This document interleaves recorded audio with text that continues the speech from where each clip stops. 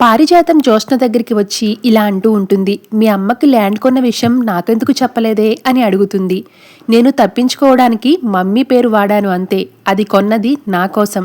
ఎందుకంటే రేపొద్దున్న నేను సొంత కూతుర్ని కాదు అని మా డాడీకి తెలిసేలోపు ఎంతో కొంత నా పేరు మీద ఉండాలని అలా చేశాను. ఆ అకౌంటెంట్కి ₹1,00,000 లంచం ఇచ్చి డబ్బు ట్రాన్స్ఫర్ చేయించుకుని ల్యాండ్ కొన్నాను. నేను సీఈఓగా ఉండుంటే అసలు ఈ విషయం బయటపడేదే కాదు. బావ అనేవాడు ఉన్నాడే, నా పాలిట భస్మాసురుల్లా తయారయ్యాడు. నా నెత్తినే చేయి పెడుతున్నాడు అని అంటుంది జ్యోత్స్న. వెంటనే దీప వచ్చి, అయినా మీరు తప్పించుకుంటున్నారు కదా అని అంటుంది వెటకారంగా. ఇక దీపను చూసి జ్యోత్స్న ఒక్కసారిగా షాక్ అవుతుంది. నువ్వెందుకు వచ్చావు అని పారు అడుగుతుంది దీపని.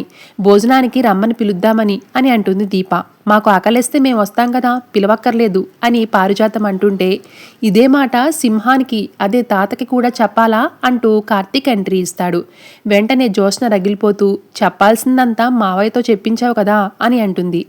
అది ఇంకా పూర్తి కాలేదు పెద్ద మేడం అని అంటాడు కార్తీక్. వెంటనే పారిజాతం, అది శివనారాయణ గారి ఏకైక వారసురాలు, దానికి ఇవన్నీ ఓ లెక్క, రేపు మొత్తం ఆస్తి అంతా దానికే కదా అంటుంది.